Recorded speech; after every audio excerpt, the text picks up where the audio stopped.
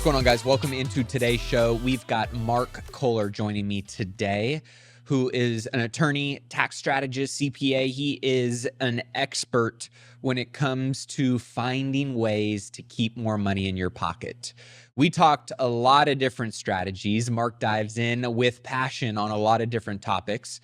And I think you're going to get a lot of value, whether you're utilizing all of these strategies or not, just to see all of the different opportunities and ways you can go about saving money, protecting your assets, protecting your business, and maximizing your income.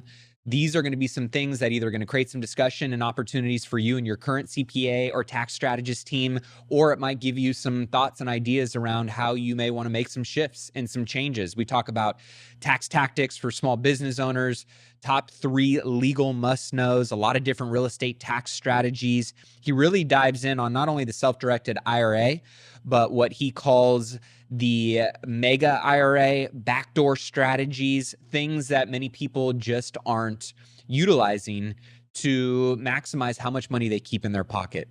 So you're going to get a lot of value from this. It's probably going to get the gears spinning. He talks fast, he talks furious, but at the end of the day, a lot of what he is talking about is valid and legit and is what the IRS tax code was built and designed for.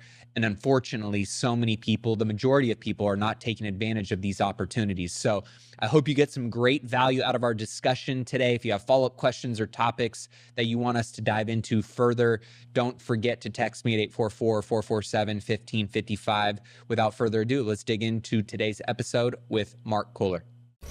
So as we have many business owners, entrepreneurs, investors that are always looking not only to make more money, which often tends to be, the conversation that many business owners are focused on, equally as important, in my opinion. I'm curious on your take is, how much money can you save and what can that do in terms of how you reallocate it? And we're going to talk a little bit today about, your idea and strategy around the fastest way to $1 million in tax-free dollars. But before we jump in, you mentioned something a little bit earlier that I thought was important. And you said the number one cost to a small business owner is what? Taxes. I'll even make it more broad, Matt, is the number one cost for an American over their lifetime is going to be taxes.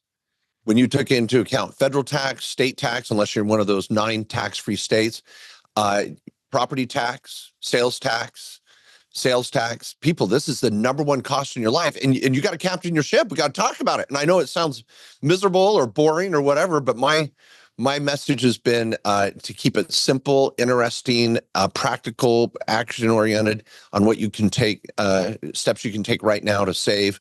So it's a big deal, not just even for small business owners. Number one.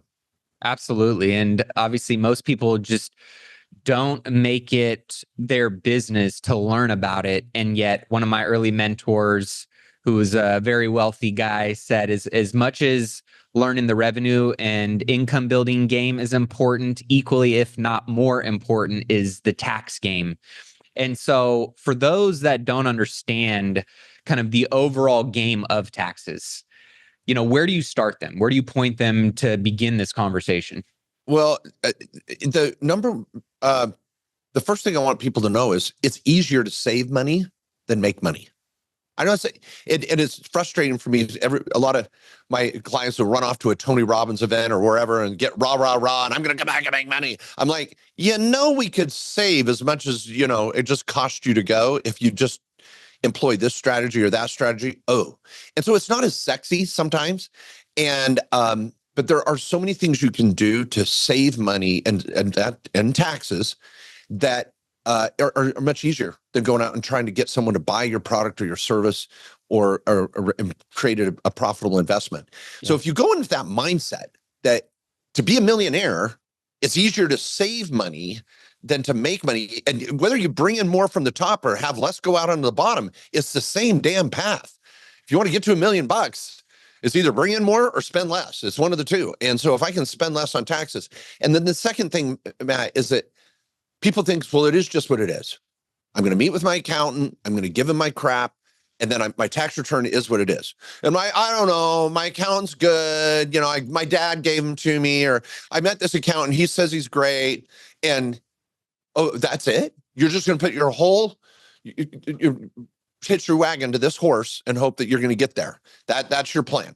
You're not going to look at it. You're not going to learn enough to ask good questions. You're not going to have a tax planning session quarterly. You're just going to hope it all works out. And you're going to take their risk tolerance because they might be afraid of their own shadow. They might be not cutting corners or taking strategies that you would very well do, take advantage of, but you're not talking about it. Yeah. And so you've got to get involved, and you got to know every accountant is not cut equally, and just get engaged.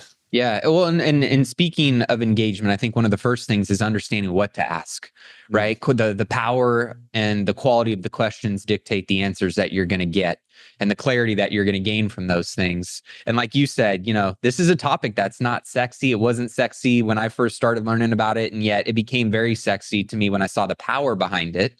Yes. And so it really changed my perspective, and it started with asking the right questions of myself, of the counsel that I'm working with.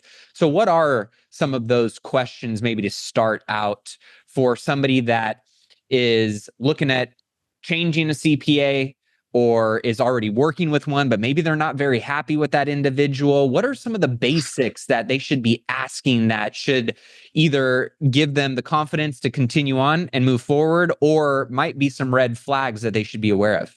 You bet. Okay. Now I'm going to have fun with this, and some of you are going to have to replay this in a slow down mode on your player on your phone or something. But I'm just going to rattle off. I'll just have fun and rattle off 10 or 20 questions here. And if you, Matt, yourself are like, I haven't asked that question or whatever, if you're like, you can drill down on any of these. Yeah. So I'll say, okay, let's start I'm just going to start from the top. So am I using an S corporation in my business? And if I am, why?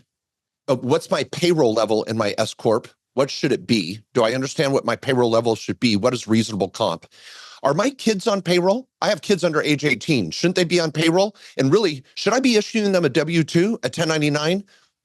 The reality is you don't have to issue either one to have your kids on payroll. Are your family members on your board of directors? Do you have a board of advisors for your LLC? Is your LLC in good standing?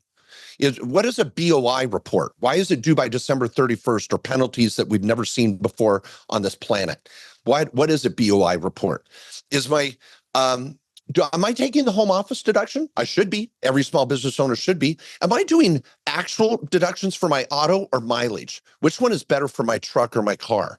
Did I write off my last trip to go to that conference? Did I write off my auto, my dining? What percentage did I take on that? Did I write off the whole trip? Oh, my kids are over age 18. Are they on my board? Am I 1099ing them for serving on my board and taking tax write-offs for that? What is self-directing? Am I self-directing my Roth IRA and investing in what I know and getting 10 and 15 and 20% returns? Or am I just investing in ETFs, stocks, bonds, and mutual funds and crap in Wall Street? What is self-directing? What's the difference between a Roth and a backdoor Roth? What's a mega backdoor Roth? Where should I be setting up my LLC for my rental properties? Do I qualify as a real estate professional? How do I qualify as a real estate professional? Is crypto taxed differently than normal capital gains? Do wash sales apply to crypto versus my stock sales? People, you should know the general answers to those questions, just generally. Those are not hard questions. I have a podcast on every one of those freaking questions. An average stay-at-home small business owner side hustler should know the general answer to that question. Should you take the home office deduction? Yes or no? The damn answer is yes. And if your accountant says no, you got the wrong freaking accountant. That's one question. Are your kids on payroll? What's your payroll level on your own S Corp? Those are easy questions. Yep. It blows my mind that these topics will cost you thousands and thousands of dollars and stop you from getting to $1 million because you're either afraid to ask your accountant that question, you're afraid to listen to a podcast and learn about them that could be actual fun, and then you talk to your accountant and they're pissed that you asked them. They're like, well, you shouldn't ask me that. Don't you trust me? Stuff. Trust but verify. Well, let's talk about that. You said the fastest way to $1 million in tax-free revenue. Talk a little bit more around your philosophy, your ideology for somebody that's going, hey, I've got an idea, I've got a business, I'm, on trend to move in that direction. What are some of the things I should be thinking about and doing? What is those conversations look like between you and individuals that are on that trajectory and have those goals? Okay, so you want to talk about how to make $1 million tax-free, or what to do if I have a small business that's starting to scale? Let's talk about the fastest way to get into $1 million tax-free. Okay, all right. Then we can talk about, if I've got a small business and I'm ready to scale, where do I go next? Yeah, we'll circle That's back going to be that. different than the 1 million. I want $1 million tax-free. They're two different things. So, okay. So $1 million, I'll give you the steps, everybody. I do not hide the ball. We can unpack this the rest of the podcast too, Matt, whatever, if you want. We can pivot and go wherever. If you want $1 million tax-free, we're going to start with a Roth IRA, a self-directed Roth IRA. You can open one up on your phone, online, within the next hour. This year, if you're under age 50, you can put in $7,000. If you're 50 or over, you can put in $8,000. You can do that every year. Think of Monopoly. You're going to pass go. You're going to put in $7,000. That's approximately $500 to $600 a month. If I'm averaging a 10 to 15% return on that money in that Roth IRA, I'm going to get to $1 million in approximately 20 years or less. Because under Rule 72, that money is going to double every 7 years. And every time it pass go, I'm going to put in another $7,000, $8,000, $9,000 as inflation catches up to that. And so I'm going to, number one, open a self-directed Roth IRA. Number two, I'm going to put in my $7,000 to $8,000 every year. Number three, I'm going to invest in what I know. I'm not just going to go put it blindly in some S&P 500 ETF and hope I get 8%. I'm going to invest in small business, syndications, real estate, notes, venture capital, my brother-in-law's business down the street, and I'm going to invest that money in a self-directed format to get the highest rate of return. And then number four, you're going to be patient and consistent. People, I'm a get-rich-slow guy. Let's get rich slow, because guess what? That's how 99.9% of people get rich. Right. You want to try to get rich quick? Good luck, knock yourself out. Call me when you get there. And I doubt you'll call. So let's get rich slow. Let's be smart. Let's be real. Now, that's just the basic. I'm going to have $1 million in a tax-free ATM 20 years from now. Done. Now, if you want to go mega backdoor Roth, you want to start throwing down in your 401k at work, you got a small business, we're going to do solo 401k, those are both going to be Roth. Then we're going to do after-tax contributions. I can drop $76,000 in a Roth IRA this year. Doesn't matter what your income level is. You got to know about the backdoor strategy. If your accountant says, well, you make too much money, you can't do a Roth, you got a dumb accountant. So we're going to drop money into a Roth IRA. You're going to self-direct it. You're going to be consistent with your contributions, and you're going to be patient. And people, you're going to be a millionaire before you know it. And it's going to be tax-free. You never pay tax again when you build that in a Roth. And your Roth makes the money tax-free. It doesn't pay tax along the way. Peter Thiel has $6 billion in a Roth IRA. Mitt Romney, who ran for president, got berated for having a $100 million Roth IRA. We have clients with $700 to $800 million Roth IRAs. Clients in our trust account. You can build this at Directed IRA Trust Company, directedira.com. We've been doing this for years. We help clients self-direct. This year, we'll have over $2 billion of self-directed funds of clients that are self-directing their Roth IRAs or HSAs. It's doable. You can do it. See it every day. That's the fastest way to do it. You mentioned something that I believe most of our listeners subscribe to, which is kind of the crockpot mindset around wealth building. Whereas a lot of people, right, have the microwave mindset. They want that lightning in a bottle, get rich quick overnight, silver bullet, right? But most people understand, staying invested, small decisions, smart decisions consistently over an extended period of time make for the good crockpot dish, right?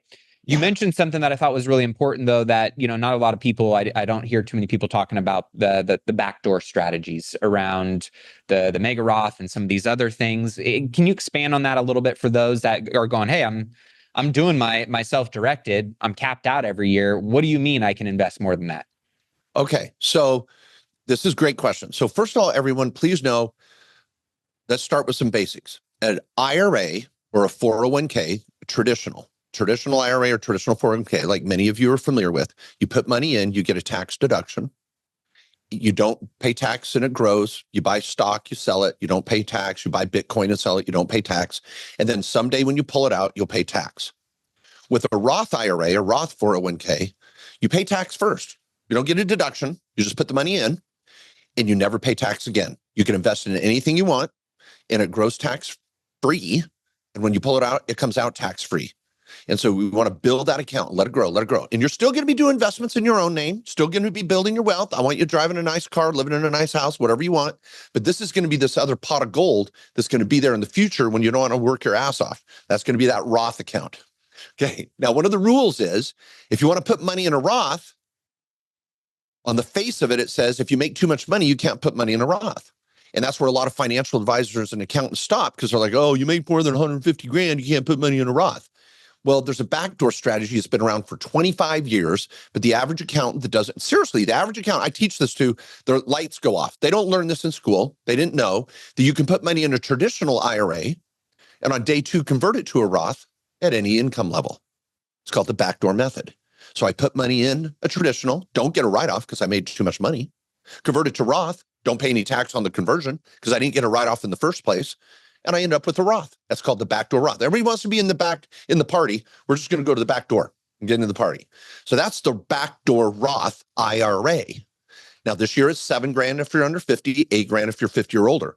Well, with a 401k, there is no income limits. So if you have a 401k at your day job or you have a solo 401k, this year I can put $23,000 into a Roth. No problem. So now I got 23 plus 7. I'm at 30 grand if I'm under age 50. I just put 30 grand in a Roth. Then you can do an additional $46,000 as a non-deductible 401k contribution. Now, I'm getting technical. You asked. I'm never a hide the ball kind of guy. So I can put in 46 grand in that 401k. You can call your employer tomorrow and go, I want 46 grand in there. Okay. No write-off. No write-off. I'm still going to get taxed on my W-2. Okay. And then on day two, convert it to Roth. No tax. So now I've got $76,000 sitting in a Roth IRA and Roth 401k. It's a combination of the two. Yeah. And then I can take that, form an LLC, go buy a rental property, go buy some Solana, go buy some Bitcoin, go put money down on a first trust deed, go invest in a syndication and invest in what I know. And I know I could get 10, 15, or 20%. That is self-directing. You can't do that at Fidelity. Can't do it at Scottrade. Can't do it at Merrill Lynch. You got to self-direct that money. You got to get engaged. You got to know the rules and know how to invest it. That's the backdoor Roth strategy. Yeah, and you talked about something that I always love to kind of equate to. You said Monopoly earlier. You know, I always think of the game that we're playing, right? Are you playing the income game? Are you playing the tax savings game? What's your business model? What game are you playing? Understanding the game you're trying to play and win here is really important. And a lot of people don't understand the tax game. A lot of people don't understand the rules of the game. What are some of the rules and principles that are staples in your world, no matter who you are, if you're trying to win this game in taxes? One of the rules, I guess, would be if you don't know you got to know one of the rules. There's so many rules in the tax code. So I'm trying to think what would be some standard rules. Tax free is better than tax deferred. I'd like to earn money tax free and pull it out tax free, or I could get a write off and maybe have it tax deferred. A penny saved is a penny earned. Let's try to be just so. There's just all these golden rules. I don't know, Matt, about how to approach that, but let me say this. I know that some of you listening are going, Mark, that'd be nice. I don't have 7 or 8 grand every year, or I don't have 76 grand every year. That's really cool. That's how the rich are getting richer. So the other half of this equation is building that small business, building up that side hustle, building that goose that's going to lay the golden egg, that's going to feed this machine. So we got to be able to feed that machine to get that tax-free bucket going. And so while some of you may have a day job, what are we doing on the side? What are we doing over here to be doing a fix and flip, a rehab, or a little investment, a little side hustle, a 1099? Am I driving Uber on the weekends? And taking the profit from those small businesses, writing off every expense we can against it, and a lot of times creating tax-free income, and then taking that profit and funding that future wealth. And when the clients catch onto that vision, I don't know if that'd be a law, that'd be a rule of the game, is just that I've got to feed the machine with some some income from this side hustle that I can take tax write-offs against. If I have a day job, I can't take tax write-offs against that, but my side hustle, I can. This year, there's over 50 million small business owners and they don't even know it. They're called side hustles. People, that's a business. It's a gateway drug. Let's use that income, pay no tax on it, and then feed our future and be patient. And that's how the rich get richer. Yeah. Yeah. The A, income minus B, expenses, and the C, maximizing what's left over to reinvest and go arbitrage for yield, right? So talk about maybe some of your favorite investment vehicles that you see having massive tax advantages that business owners or individuals, investors are taking advantage of, or you see many people missing out on getting the benefits of. You bet. Well, let's step away from the Roth IRA for a minute. We'll come back to that. And real quick on those, you love those just because the growth is tax free. Is that what you would say is kind of the 101 of this needs to be in your portfolio? You should be maximizing this every year because of those things over others that could be yielding much greater growth. Yeah. Okay. Let me rephrase that. A Roth IRA is not an investment. It's a vehicle. And so if I'm going to buy a rental property this year, I'm going to buy two. I'm going to buy one in my own name for certain tax benefits, and I'm going to buy one in my Roth. So it's not, so when you say, what are your favorite investments? I love anything that can make me a 10, 15, or 20% return or more. Am I going to do hard money? Am I going to do some crypto? Am I going to do a venture capital, a syndication, real estate? What am I going to do? Okay, I can do that in a Roth, and I can do it in my own name. And if I'm smart, I'm going to do it both. So when a client says, I'm going to buy two rentals this year, I'm like, no, do not buy two rentals. You buy one, let your retirement account buy the other one. I can do that? Yes. Do I call my stockbroker? No. They can't do that. They don't want to do that because they don't get a commission on that. So the investment goes into which vehicle. And when you're investing in a Roth, I get tax-free growth. If I invest in a piece of real estate in my own name, I get pass-through losses. Both are good. I want both. So I can take my tax-free losses from my rental real estate, maybe using cost seg and real estate professional, self-rental, Airbnb loophole. I can use those strategies that I wouldn't use in a Roth, but I'll use those strategies to offset my day job, pay no tax on my W-2 at work, take the profit, and feed my tax-free bucket. That makes sense? Yep. So there's different tax strategies that will benefit you personally. And that's why I say, let's go talk about that. Yep. Because the Roth, I would not want to do that in a Roth. Cost seg does me no benefit in a Roth. Yep. I don't need depreciation in a Roth. A Roth doesn't pay tax anyway. But do I buy a rental? Hell yeah, because I get a better ROI than an ETF. Yep. So as you are starting to look at, you talked about the vehicles. Let's shift over to some of the, best real estate tax strategies. You've said some of the buzzwords, but maybe to highlight those for some individuals. Peel away the onion on that. Yep. They've got high taxable income. What are the ways that they can lower and minimize that taxable income through real estate? Maybe we could go through some of the other investment vehicles. Well, yes. So, okay. So we're going to assume someone has high income. Yep. And they want to help create tax deductions to offset that income. And we want to look at real estate. Yep. Somebody's got a big tax nut at the end of the year. Okay. What should their CPA be talking to them about when it comes to real estate? Okay. There's 4 quadrants I would be looking at. The first one is real estate professional status. If you or your spouse qualify as a real estate professional, that's essentially a 3-part test. Your primary occupation is real estate. And if you have a day job with a W-2, you're pretty much not going to qualify. So you got to be in real estate, either as a contractor, a fix and flipper, or manage your rentals, handyman, you're just in real estate. Number two, you're putting in 750 hours, which is about 13 hours a week. And number three, you're materially participating in the rental property you're going to buy. And there's 7 tests for that. So I'm going to materially participate in rental real estate as a real estate professional. So if me or my spouse qualifies as a real estate professional, I can buy rental property, commercial duplexes, storage units, single family homes, whatever, write off the depreciation through a cost seg analysis or accelerated depreciation and use that write-off against my high income. That's option one.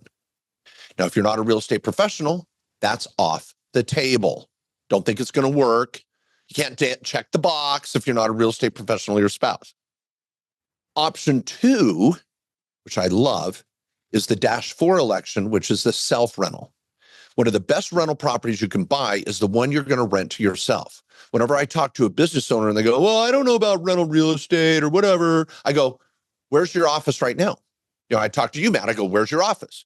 Well, I have a building. I have this. Do you own the building? Do you own the space? Do you own the condominiumized commercial space? What do you quit paying rent to someone else? Your best tenant is yourself. Yeah. So if you can buy in an LLC, you're going to buy a rental property that you lease back to your business.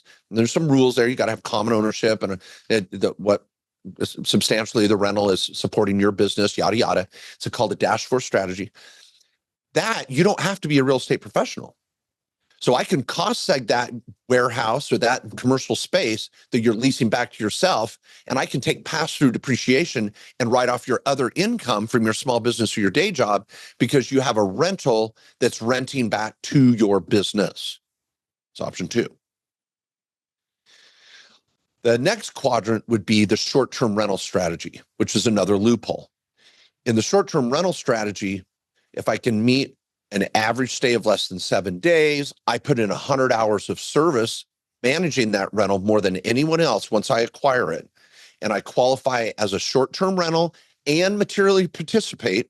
It's going to be 3 or 4 of the 7 tests. That's going to be that 100-hour test, which is the easiest. I own several short-term rentals myself. You can buy a short-term rental, put in your material participation before the deadline, meet that rule. I can take the depreciation on that short-term rental. And again, this is assuming I'm making a quality investment. I'm making in cash flow. I'm going to make sure it's a good ROI to begin with. I'm not going to chase a tax deduction. This is an overarching rule too. If you've got a high income, don't chase real estate if you don't want effing real estate. Let's not just let the tail wag the dog. I could do a short-term rental strategy and take those short-term rental losses and offset my other income. And I don't have to be a real estate professional.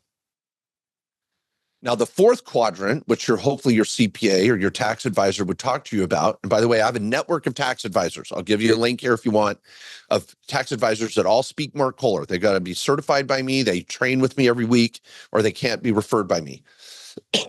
Excuse me. So the fourth quadrant that your tax advisor should be talking about is syndications. And if you're out there, anybody, listening to Matt or other podcasts where there's all these influencers that are blowhards with their little syndications and they're trying to raise capital for their apartment building and they're talking about depreciation and tax benefits, yeah, you may not pay tax on the cash flow that syndication creates. But if that creates additional depreciation on a K1, there is no way that is ever going to be a deduction against your other income, because you don't materially participate. Unless you're an active material participant in the project itself, it's going to be considered a passive suspended loss, only deductible against other passive income, which is typically going to be the syndication itself. So we want to be careful with that. It doesn't mean syndications are bad or going into some sort of, hedge fund or whatever, and I'm going to go buy some real estate. That's great. Let's look at your ROI, but don't think there's going to be any tax benefits that are going to pass through over to your other income. So those are the 4 essential areas of real estate investment that I want to talk to my client about if they're looking for offsetting write-offs against their other income. But again, that has nothing to do with the Roth, because my Roth, I'm going to still go do those real estate deals. Yep. But with tax-free growth. That's kind of how they play out. Which ones do you like employing the most for yourself? You're a high income earner. You're playing the tax game at the highest level. What does your tax strategy and plan look like for yourself or other high net worth individuals in your world?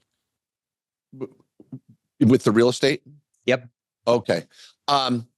Well, I'm not married to a real estate professional, nor am I a real estate professional. So Okay. see, and what's interesting is what you said is which one do I like? What I like doesn't matter. It's what my client can use. Fair enough. So I'm going to be interviewing my client to go, okay, what works for you? Sometimes the self-rental works, sometimes it doesn't. Sometimes real estate professional works, sometimes it doesn't. Short-term rental works, sometimes it doesn't. So you got to, meet your client where they're at. For me, I'm using self-rental. I own several rental properties myself, and I like the Airbnb strategy. We're going to pull the trigger on another one before year end. Love the short-term rental strategy.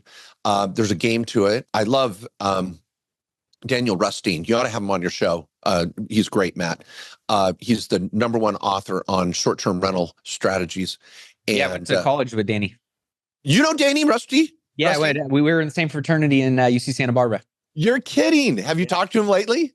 I know he's in Medellin, I think, right now. Yeah, that's right. Yeah. I was just texting him 2 days ago. He's got a project down in Columbia. He's like, dude, you got to look at the short-term rental. Yeah.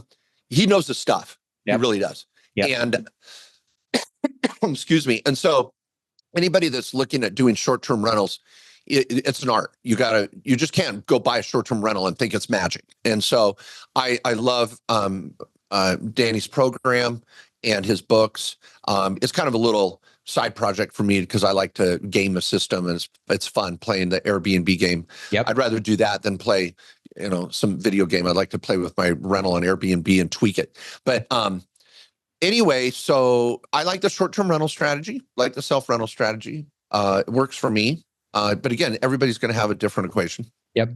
Now, maybe we shift over to the business side a little bit and talk about some of your favorite tax tactics for small business owners that you see a lot of people missing out on the benefits of. You bet. Well, I alluded to them in that whirlwind of questions I threw out earlier. Yep.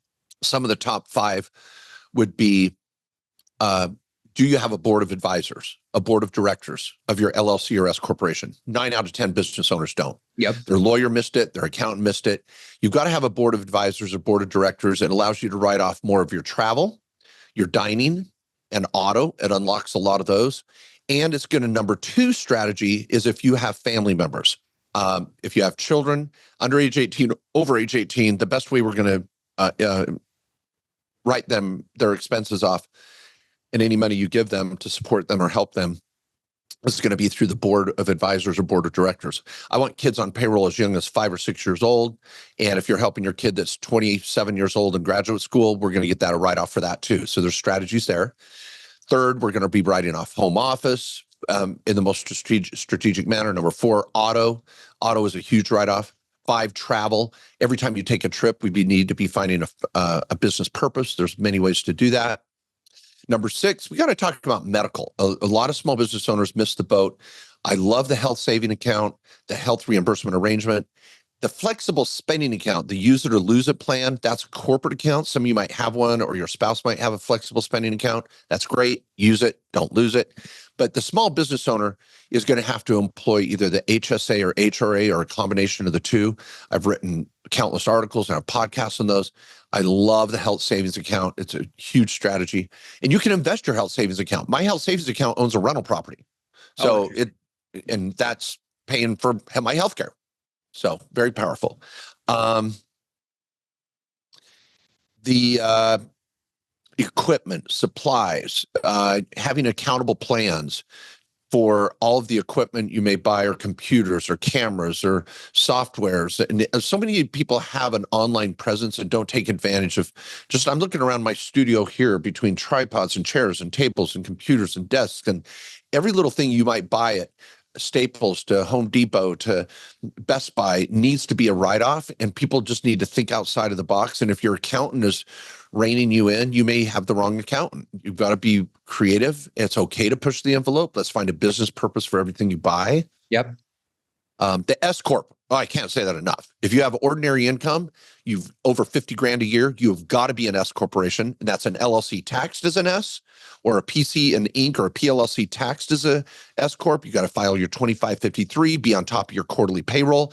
And accountants out there, I swear half of accountants are far too conservative with reasonable comp. I have a payroll matrix. It's out there that in public. I stand behind it. Very, very important. Anyway, those are some of the top ones. Yeah, and when you're playing this game at a high level and you're kind of pushing the envelope, you're stepping outside of what maybe the IRS would like you to do, but know is legal. Talk a little bit about the importance of compliance, of documentation, of making yourself audit proof when you're playing these tax strategies, and the legal must knows that people should consider before they go and take some of these steps. First, yeah, and don't be offended, take issue with some of your things. I'm not playing at a high level. This is basic shiz, people. I'm not kidding. If your accountant is not doing these, you've got a crappy accountant. It's that straightforward. And I may be pissing off an accountant that's listening right now. And if you think I'm pushing the envelope, come check out my program, the Main Street Tax Pro program. I have 80 modules, over 1,000 quiz questions. I teach CE. I'm an AICPA board member. I'm barred as a lawyer and an accountant in multiple states. I stand behind this with malpractice insurance. I stand behind this as basic. This is not high end. This is not play games. This is not the IRS doesn't want you to. This is the code. This is what the Congress wants you to do this. They want you to use your health savings account and take care of your own health care. They want you to build a Roth IRA so you're not dependent on Social Security. The Donald Trump's Tax Cuts and Jobs Act that's now phased out and we're hoping it's going to come back was saved billions of dollars for small business owners that took advantage of the law that was there. This is not high risk. And so I know you've got great advisors, Matt, and you're constantly begging your followers to get good advisors. You can go to my website, markjkohler.com, go to the top and look at the Tax Pro Network. I've got hundreds of accountants that speak Mark Kohler that are certified in my ongoing, normal, basic strategies. And that's where you start, and do a discovery call with one of them. I don't make any money on that. Go hire someone, young or old, rich or poor, West Coast, East Coast. Go find someone that speaks your language. I got Spanish speakers, crypto, real estate. Find an advisor that knows you. That's where it all started. This is not high risk. What things you should do to watch out? Yeah. Get involved with the tax advisor and have quarterly phone calls and save a shit ton of money. It's that easy.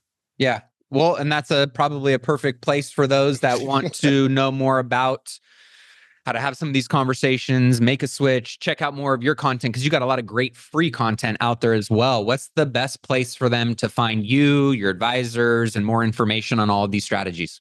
You bet, Matt. Thanks so much for your questions today, too, and having me.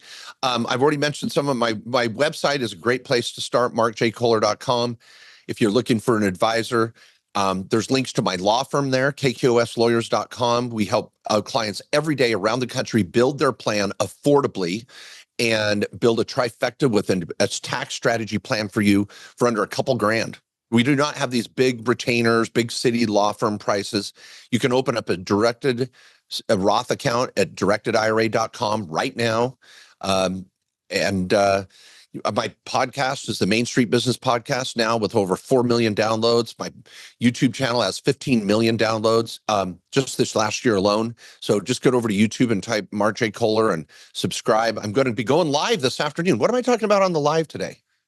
Oh, HSAs. Oh, you know what we're going to be doing on our live today on YouTube, Matt? You got to tune in. It's going to be sweet. I got one of my lawyers here, and we're going to do a live IV. You know, you get an IV once in a while, right? Like a Myers cocktail. Have you ever had the Myers cocktail? Yeah.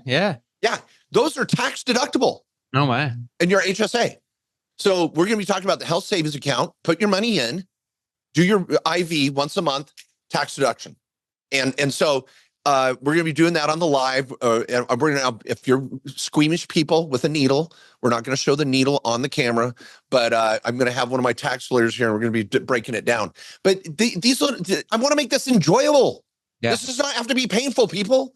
Captain your ship. That's my last message, Matt. Just don't rely on your accountant solely. solely. You are the captain of the ship.